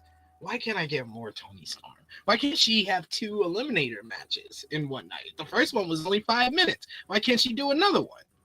Like, what are we doing here? But hey, Tony Storm, she was awesome. The 5-minute matchup with Lady Frost, I thought Lady Frost looked really good in it. But that promo was awesome. I'm here, I'm queer, and I'm timeless. And any bitch that's got an itch. I just love Tony Storm. She's the best character, best overall performer in pro wrestling today. She's the Luthez Wrestler of the Year so far for me. Fantastic. Absolutely fantastic promo. She comes for everybody. She's here. She's queer. Yes. Everybody's coming for me, but Tony Storm comes for everyone. I assume these open challenges will just like kind of continue until All In, because I don't know if they're doing anything else with her until then. I hope she's at Double or Nothing doing something, and maybe it's Well, another she's at open least on challenge. commentary. Be Yeah. on commentary. Oh, for she should definitely be Mercedes on and commentary. Jamie. Yeah, 100%. That's a good call. I would like to see her wrestle, but as long as she's getting on TV through these matches, or through these open challenges, like that's fine, and getting promo time afterward. But on commentary for that would be a good call. That means we're probably only getting one women's match at Double or Nothing though, and that's a little disappointing. Unfortunately, they can pull out Willow and Marina Shafir out their ass. They've been still feuding for months now. I've given up on that. Like, hey, brother can hope. Brother can hope, right? Yeah, I mean you can. I just don't see it. Or Megan Bain and Penelope Ford versus Anna Jay and Harley Cameron. Okay. The Coachella twins. Okay. Versus Megan Bain versus the Megasis and her Raptor. I like that. As Harley put it. I would like to see that. All right, I'm fine with that. As in you're correct. They're not open challengers, title eliminators. They're open challenge title eliminators is what they essentially are, because they are open challenges, right? She puts out like any woman willing to come to me can face any bitch that's got an itch, she's ready to scratch it. That's her words, not mine, people. I know. I'm not calling anybody the B word. Incorrect. Thank you for the clarification there. Mercedes is facing Jamie Hayter at Double or Nothing in the Owen final. So that's the match that I said Tony should be on commentary for. Yeah, they haven't gone hard with booking a lot of matches yet for Double or Nothing. So hopefully probably this week and next week we get a bunch of matches named. They're waiting for the steel cage matchup to announce Anarchy in the Arena. Yeah, they're waiting for that to all go down before they can announce that, and that's going to take up 10 people at the very least on that. I think it's going to be 12. 12, really? Because the Elite's got Okada, the Young Bucks, and the Death Riders got Claudio, Wheeler, and Moxley. Oh, yeah. So Team AEW will have to come up with 6 you already got 3 from the current edition of the Ops. Maybe Hook is back by then, and then you got Swerve and Kenny. Okay. It feels like, I guess it might be 12. I was thinking if Hook's not back, then you're doing 5, and then Yuta sits, but still gets involved in the match. It'd be cool if they had Marina and Willow as part of this match. I would not mind. I would not mind that at all. I would love that, actually. Yeah, like they should have them as part of all of this. It's Anarchy in the Arena. Like theoretically, anybody can be just fighting as part of it. Why not make them officially part of the match? I think that'd be good. Why not? I don't know if they'll do it, but they should do it. They should be brave. I really like the 2 out of 3 falls matchup. I thought that was the best match of the FTR Paragon series so far. Really loved the finish to the matchup because it was a callback from their first matchup earlier this year where FTR had the match restarted because Kyle O'Reilly had his foot on the rope, but this time it was Cash putting Dax's foot on the rope that got it recalled, and then them hitting another Shatter Machine for the win. Those guys have great chemistry together, and they've really been like the lifeblood of like the Collision turnaround this year. Like FTR was a big part of the first run of Collision shows that were so successful and so well received, and they've been a big part of this current revitalization of Collision in 2025. So really good stuff. I thought that was the best match on the show. The other great match on the show was Josh Alexander versus Brody King going to a 15-minute time limit draw, which surprised the hell out of me because when that match was made, I was like, oh, Brody King's gonna lose again. So the fact that he didn't lose and that we're actually might be doing something with Brody and Josh Alexander, or at least do something that we can follow up on and have another match between the two, because they worked really well with each other in that matchup. I thought that was a strong matchup on the show, and I liked Daniel Garcia's promo against FTR to close the show. I thought that was a nice fired up promo. So I think they'll probably do maybe Danny versus Dax on Collision on Thursday. That was a good promo, but it felt flat. I don't know. Like, he comes out with a crowbar and just stands there and like, I'll fight you guys. Beat the shit out of them. They just tried to, you said it yourself, they tried to break your neck, and they took out Cope, and they went after Nigel and Shivani. Like, what are you doing? Just I'm gonna hit you guys. I don't care which one of you three. I'm gonna fight one of you three. It's like, no, like, he should have in the, because he said it after he beat Caster. He should have done that promo then. Like, FTR, we got business to handle later on.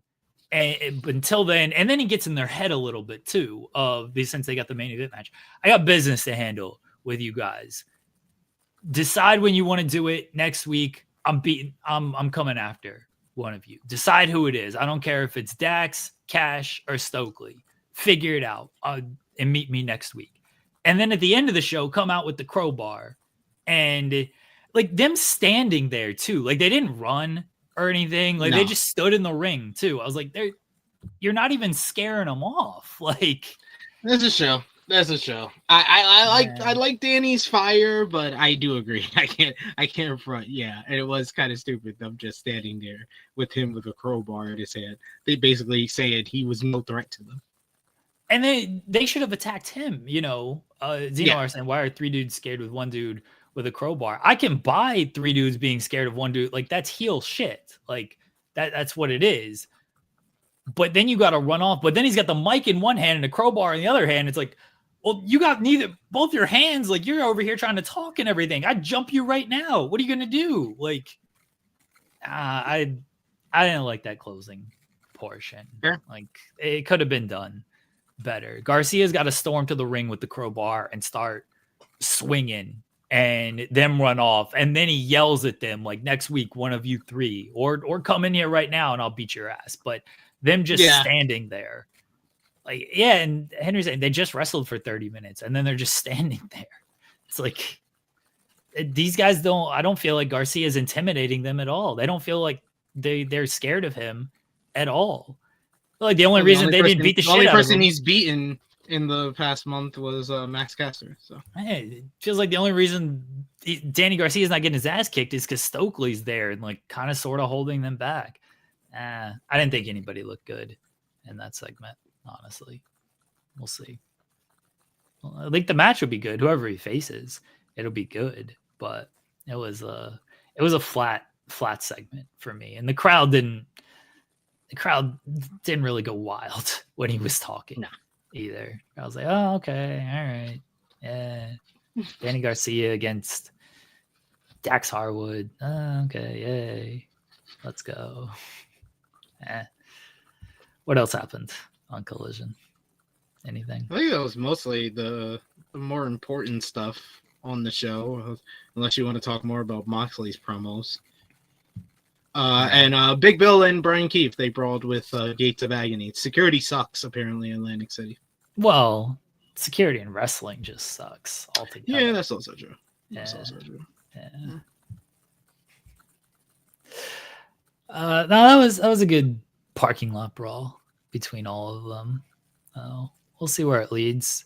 Maybe Chris Jericho is gonna take Gates of Agony under the learning tree. We can only hope. Who's the heels? That's what I want to know. Who's the heels here? It's like I don't know. Whoever you set your mind to. The Gates are the baby faces, and the learning tree is the heels. I don't know, but I do like the focus on the tag team division over on Collision. There was a distinct focus on filling out the tag team division because they had like little vignette for Crew. They had that little exchange with Gates and Learning Tree, and then the main event with FTR and Paragon. So, do you think Crew is like actually going to wrestle again, or they're just going to be off television for 5 weeks? they're gonna probably be in the crowd watching matches until they have another match with Top Flight, because that seems to be the theme. They're going to do they just did a Texas Tornado match, or I guess it's a street fight, whatever. It was whatever you want to call. No, it's a tornado. You were a tornado match. So now they got to do a ladder match. They're going to hang up those jackets, and the winner retrieves the jackets. No, they're going to hang up the flight suits that they used to all wear together. Oh, okay. All right. Mm-hmm. But do you really want like the flight suits? Like Crew definitely wants the jackets. But okay, so here's how we set this. Why would Top Flight want the jackets? I'm set. SP3. I got reasons for everything, brother. Okay. Now, here's how we're setting this up. They steal the jackets and they threaten to just like cut them up. And they're like, these jackets are stupid. We're gonna turn these into curtain drapes. And Crew is like, no, you can't destroy our great jackets. And then Top Flight is like, all right, we're going to do a ladder match and we're going to suspend the jackets. And if we win, we get to cut up these jackets. And if you win, you get to keep your jackets. So that's how they set it up. Top Flight thinks they're just dumb and they want to destroy them. I still wouldn't want those jackets. Well, they don't want them. They want to destroy them. They think they're dumb. That's how you set it all up. Tell me this isn't good, by the way. I'll talk to the chat and you. Yeah, I don't. It doesn't sound good to me, but how dare you? I've given you a reason. I've given you a ladder match. It's all laid out. This is logical. They just have a ladder match for number one contendership contract. Put a contract above the ring. Well, if it's a briefcase, the AEW World Title could be in that briefcase. That's true. You're on to something. Now we're cooking. Doing a number one contendership and then thinking like Top Flight or Crew is gonna beat the Hurt Syndicate. I don't know about that. It's like, yeah, I buy these dudes against the Hurt Syndicate. Ain't like they got a ton of wins on their resume here. Fair. Also fair. I think they should do the jacket match. There we go. Jacket match.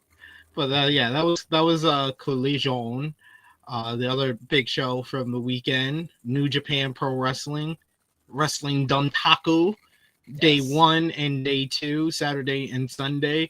I thought Saturday was better than Sunday, mainly because Saturday was headlined by Jeremy's boy Evil, losing the Bullet Club to my boy, my dogs for real. Because if maybe y'all on the main channel don't know this, but in the weeds, this is the place, this is the show that inducted a new member into the Bullet Club War Dogs. Yours truly was inducted by Clark Connors. I'm his dog for real. So my boys Clark Connors, Drilla Maloney, Taji Ishimori, Gato, War Ready, Gabe Kidd getting the W for us, and of course, the Savage King, the Savage Savior, the Rebel. Everyone needs a rebel. Bully Club needs a rebel. New Japan needs a rebel. In the Reeds needs a rebel. The Boss Dog, David Finley. Bullet Club War Dogs own the Bullet Club now, and we kick the asses of the House of Torture. My dogs for real. That was good. Great match, by the way. Yeah, great. That was the best House of Torture match ever. Well, I mean, every House of Torture match is great. So no. That was the best House of Torture match ever. Yes, us. You heard me right. I ain't stutter. That rules. I ain't stutter. Look, in fairness to SP3, he is he is part of Bullet Club War Dogs. Like, there's video proof on this video show. proof. Not even that. Not even before that. There's proof on social media of Jay White inducted me into the Bullet Club back in 2021. No, 2022. 2022. I've been a member of the Bullet Club for 3 years now. But then I got inducted to the War Dogs earlier this year. I'm a member, guys. I was at the Bullet Club block party in 2019. I've actually been a Bullet Club member for 6 years. Look at all the lore. There's lore of SP3 and the Bullet Club, ladies and gentlemen. There is. Yeah, there is. Like, I can't even dispute it. I would love to. Zeno Hour, he's saying, I think I'm in the... No, I don't think. I've been told. There is legitimate video evidence on this show that SP3 is part of it. And he mentioned the other evidence. Like, I can't do the bro thinks he's part of the team. No, there is. I mean, yeah, you should have been there. I couldn't get the flight. I couldn't get the flight. What's going on? Couldn't get the flight. You should have been there in the cage for it. You're on standby, right? You're on standby. I was on standby. Yeah, they got me in flight just in case. Just in case Goto couldn't come off the cage and do one of the worst cage dives of all time. So, they had me. They had me on standby. Yeah. SP3 was bizarre. Dog pound cage match. I was in the back. Lucha's up video. I was in the back.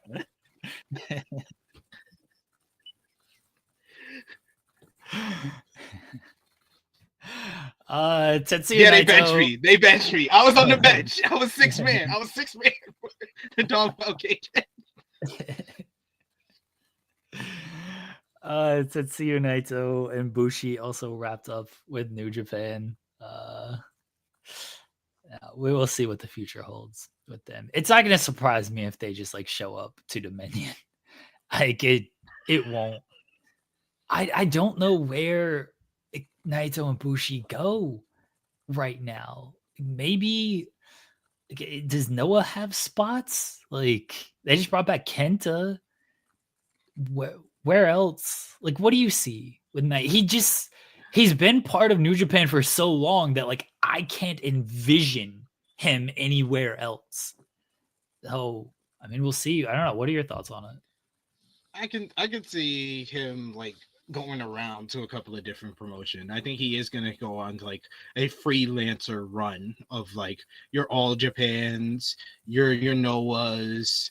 I can even see him doing maybe some DDT, even if that, like, yeah, I see him going around for a bit. I don't see him immediately coming back to New Japan. I think you do have to kind of wait a while, and he doesn't want to get axed to do a G1 again. That's for damn sure. So, and especially the way that they ended things on the show with them basically putting to rest, like, kind of the Los Ingonables de Japón, because I thought it would just be a natural selection, like you would do something that would be like, hey, you Shingo or you Hiromu, you're the leader of LIJ now that I'm leaving, something like that, a passing of the torch. But they kind of left it as like you had Tsuji say, you know, LIJ might be done for now, but you know, we still got, you know, the spirit is still alive with all three of us as they stood in the ring. And then when they stood in, it was just the three remaining members, they didn't put the fist in the air. They kind of just went their separate ways. So how they left it is kind of like LIJ is done for now.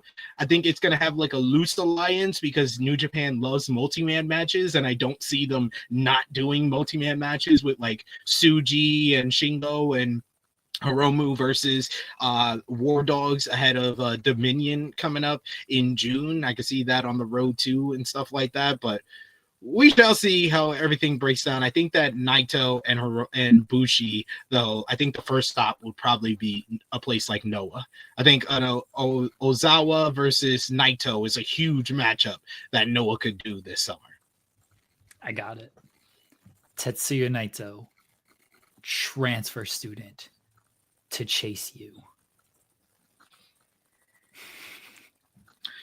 In other news, Hirooki Goto picked up the win, retained the IWGP World Heavyweight Championship against Callum Newman. Callum Newman had the best match of his career, and then he got 2 challenges afterwards, and I called both of them, ladies and gentlemen. I called both of them on a Wrestling Duntaku preview on True Hill Heat. I was like, Zack Sabre Jr. has been picking up big wins. Shingo's been picking up big wins. I think those are the next 2 challenges for Hirooki Goto. So after the matchup, Zach came out and challenged him. That's going to be this Friday at Resurgence in Ontario, California. And then the winner of that match is versus Shingo at Dominion, which I think both match should deliver because Goto is probably like been the best male world champion in wrestling right now. Like he has been delivering.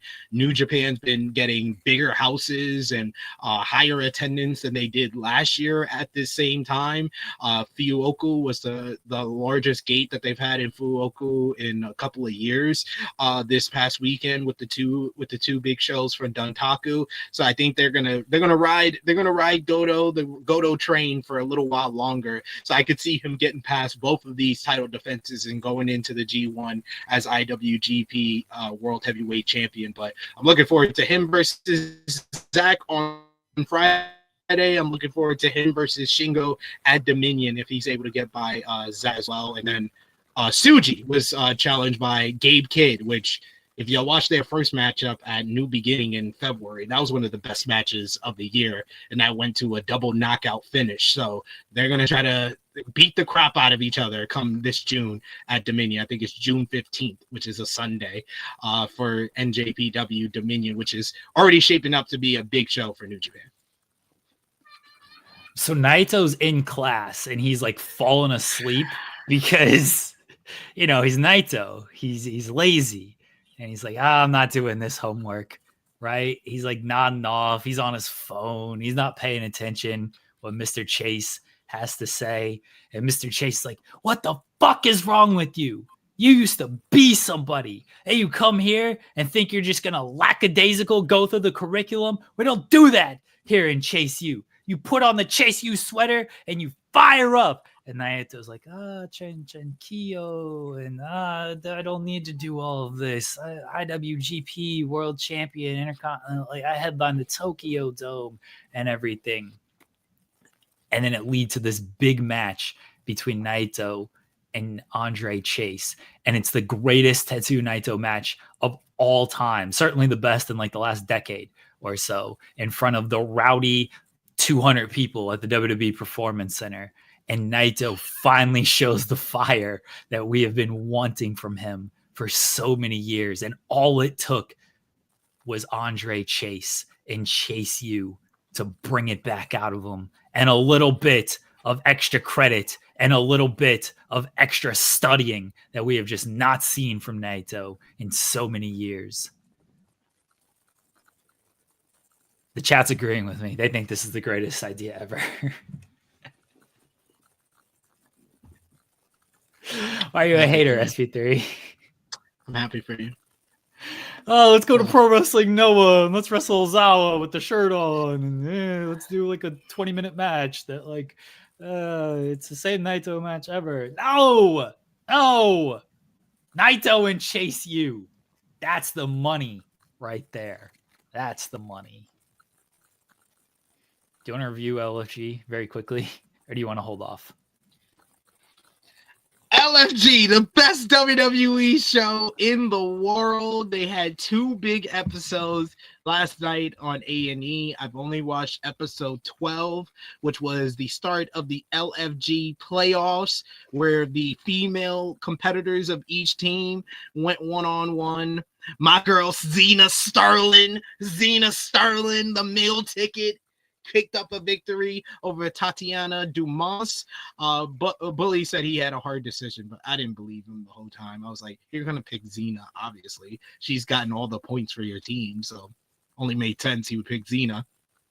Then you had Panina versus Leigh Laurel. P Nasty, if you will. She had a good showing. Both ladies had new attire on, which made them look both good. And the judges also noted that they liked the new attire from both of them. Leigh Laurel was better in this matchup, but P Nasty just has that charisma to her. She just has the good instinct. So she was Booker's choice for the victory in this one, even though Leigh Laurel picked up the win in the matchup. The best match of the entire season, though, was Tyra May Steels, the real deal Tyra May Steele versus Bailey Humphrey. Bailey Humphrey, who Undertaker says is going to change the face of women's wrestling. They told a great story about Tyra going after the leg of the bigger competitor, trying to chop her down, working over the leg. She was pulling out ankle locks and stuff. She got a win with the ankle lock. Shades of another Olympic gold medalist, Kurt Angle. Best matchup that we've seen from either woman. Best matchup we've seen from any of the future greats on this show. They told a great story, and it was finally a matchup that looked like it would be on WWE television, and the judges noted that as well. Taker probably had the toughest choice because he said, I got an Olympic gold medalist and I got a woman who can change the face of women's wrestling, because Bailey Humphrey's like huge and she knows how to use her power very, very well in the ring and has adapted so quickly. But he had to go with Tyra May Steels because of that great performance and because of her pedigree. So she won out. Bailey was eliminated. And then the final one was Mickey James's crew. It was Danny Selensky versus Serena Linton. They had a pretty good, decent matchup as well. Serena, she has really picked up strides and really improved because she just started like a week before the show started. And she's really improved over the last couple of weeks. But Mickey was like, I need you to be on the sidelines a little bit longer. I don't see you being on TV real quick. That would kind of hurt your progression. So she went with Danny. And those are the finalists. Finalists are Danny Zelensky for Team Mickey, Tyra May Steels for Team Undertaker, P Nasty for Team Booker, and Bubba's number one draft pick, Xena Sterling, who is the favorite right now. Is Xena or Tyra out of those four who is going to win in the LFG playoffs? And I'll keep you updated on the men's side because that episode dropped yesterday as well. I'll probably talk about that on tomorrow's show. Join us on Fightful Overbook. That's what we call a hook, ladies and gentlemen. We're back tomorrow on Fightful Overbook, 10 a.m. Eastern. SP3 will be here. SP3 will be here potentially every day this week because Joel runs from the grind. I will not be here on Friday. You can say I'm running from the grind. That's fine. I'm going to a death metal concert, and I don't know how that's gonna work for me. So we shall find out. We'll see if I'm still alive on Monday. SP3, let them know where they can find you at. Find me on the Twitter machine at TrueHillSP3. I will be live in like 5 minutes over on the True Hill Heat YouTube channel with the good brother Jay News to review Wrestling Dontaku in depth. We'll be talking about everything. Naito and Bushi's final run, the dog pound steel cage matchup. Also talk about Shingo bringing some fight out of Shoto Umino. We'll also talk about the banger that happened between Takeshita and ELP. So join us over there on the True Hill Heat YouTube channel as we discuss Wrestling Dontaku 2025. And of course, I'll be back on Fightful Overbook tomorrow with Jeremy because it's a full week of SP3. So if you didn't like anything I said today, you better get used to it because you're getting it 4 more times on Fightful Overbook, or you can not watch. I mean, for people asking what band. For people asking what band, it is the Sonic Temple Music Festival. So it's a festival. It's not just one band. It's a full festival on Friday. It's a 4-day festival. We're only going to the one on Friday. My wife is a big Acid Bath fan, so they play on Friday. But the other bands include Metallica is the headliner for Friday. Rob Zombie, Alice Cooper, a bunch of people that I do not know. Hatebreed, I've heard of them. I don't know half these bands. I'm very afraid of them. But if you go to the Sonic Temple Festival, you can see the full lineup. So there you go. Right. Wish me luck. One Rob Zombie song, which is Edge's old theme song. in my Never Durango gonna on no 95. Oh, I hope they play that song. Yeah, please do a video for me and All tag right. me I will if they play it. All right. We'll be back tomorrow, everybody. Myself and SP3, 10 a.m. Eastern, right here. Well, not right here. Right here on Fightful, if you're like watching on the Fightful.com like link or something. But on Fightful, overbooked, I will 100% avoid the pits. I'm not doing that. I'm not a metal fan. Like, I legitimately said, like, this is my wife's doing. I don't know any of these bands. I'm gonna be wearing my. I've just been informed. I just got asked the question actually in my inbox. Can you believe I'm dragging him to this? Slap my ass off. Yeah, I have no idea what's going on this festival. I'm gonna be wearing my Taylor Swift T-shirt and be like, when's 22 gonna be played? When are you playing 22? I don't know What a about jerk. you. Oh, When's what a that jerk. playing? You should do She-Wolf. When's She-Wolf Hell gonna yeah. be playing? You should wear a Shakira shirt. Great song. If I had a Shakira shirt, I'd wear a Shakira shirt.